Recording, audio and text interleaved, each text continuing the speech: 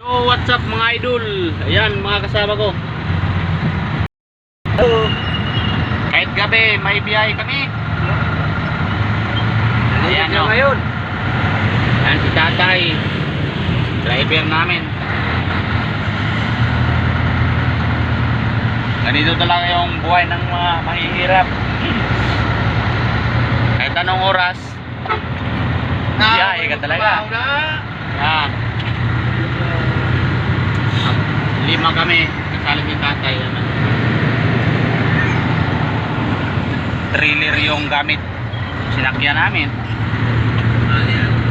Ay. Huwag niyong maliitin yung mga mahihirap dahil kung wala kami, walang magtrabaho sa inyo.